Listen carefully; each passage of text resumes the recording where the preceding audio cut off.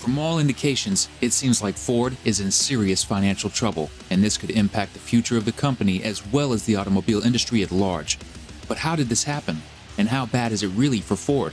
Keep watching this video to get answers to all these questions. Ford released its financial performance for the last quarter of 2022 recently, and it seems like the company lost a lot of money.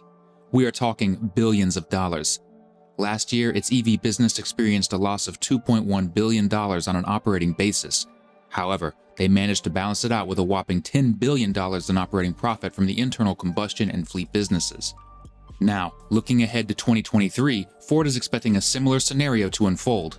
The company predicts an adjusted loss of $3 billion for its EV unit, but not to worry, as it anticipates adjusted earnings of about $7 billion for its internal combustion unit and roughly $6 billion for its fleet business. It's all about finding that delicate balance, right? These financials are pretty significant because they didn't offer us the first detailed look at how profitable each unit is for Ford. The company has even introduced a new financial reporting structure to give Wall Street a clearer understanding of how its electric vehicle business is evolving. Plus, it sheds light on how the profits from their internal combustion businesses are fueling their electric transformation. But how did Ford get here? Why is its electric vehicle business taking more than it gives in terms of revenue? To start with, you need to understand that Ford recently refounded or repositioned its business by dividing it up into 5 different units. First, there's Ford Blue, which is their traditional internal combustion engine business. They've also set up a new unit called Ford Model E, specifically for electric vehicles. Then there's Ford Pro, which handles their commercial and government fleet business. Ford has also created Ford Next, which is all about non-automotive mobility solutions and future technology. They're really looking ahead and exploring new ways to enhance mobility beyond just cars.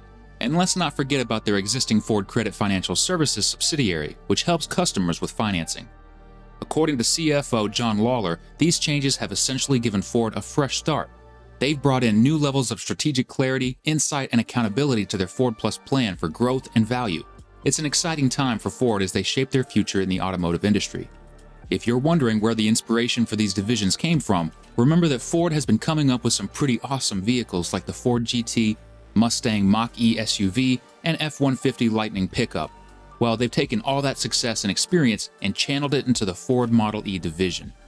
According to Farley, the Ford Model E is going to be a hub of innovation and growth. They're assembling a team of incredibly talented people from the worlds of software, electrical engineering, and automotive design. These folks are going to let loose to create mind-blowing electric vehicles and digital experiences for the next generation of Ford customers. It's all about pushing boundaries and delivering something truly incredible. As for the Ford Blue division, the mission is to make their internal combustion engine business even better and more profitable. They want to strengthen their iconic vehicle families and build greater loyalty by providing outstanding service and experiences. They're using their century-long expertise to help shape the future with a laser focus on quality, efficiency, cash flow, and optimizing their industrial footprint. Now, here's the interesting part. Ford Model E and Ford Blue are going to operate as separate entities, but they'll still support each other.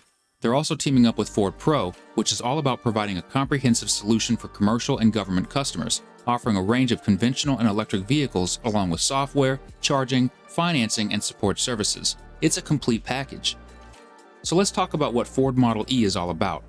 First off, they're going to attract and keep the best talent in software, engineering, design, and user experience. They want to develop groundbreaking technologies that can be applied across the entire Ford company. They're taking a fresh approach to designing, launching, and scaling electric and connected products and services for all kinds of customers, whether they're individuals, businesses, or shared mobility providers. Ford Model E will also be at the forefront of developing key technologies like electric vehicle platforms, batteries, motors, charging systems, and recycling methods. They're building everything from the ground up to create truly revolutionary electric vehicles. But it's not just about the hardware. Ford Model E is also working on software platforms and fully connected vehicle architectures. They want their vehicles to be always on, constantly improving, and providing delightful experiences for their customers. And speaking of customers, Ford Model E is committed to creating an amazing shopping, buying, and ownership experience for their future electric vehicle owners. They're developing user-friendly e-commerce platforms with transparent pricing and personalized customer support from Ford ambassadors. And don't worry, Ford Blue will learn from these best practices to enhance the experience for their ICE customers as well. So with this promise of quality and awesome driving experience, why is the Model E division taking more money than it brings in? Billion-dollar losses may seem quite shocking when you take a look at the sales charts for electric vehicles over the past decade. EVs, especially those from prominent brands like Tesla, have been steadily gaining popularity. However, there's a catch. This growth isn't sufficient to cover the research and development expenses incurred by smaller EV businesses. Investing in new technology can be quite costly, and the financial setbacks don't end there. Acquiring the necessary raw materials like lithium, nickel, and cobalt to build functional EV batteries comes with its own set of challenges. These materials are expensive, and many smaller manufacturers struggle to find reliable sources. Furthermore, production delays caused by customer cancellations exacerbate the problem, particularly for new automakers. One heartbreaking example of these challenges is Lucid Group Incorporated.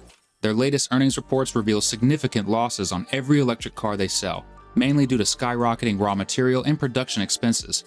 In Q3 of 2022 alone, they incurred an astonishing $492.5 million in expenditures.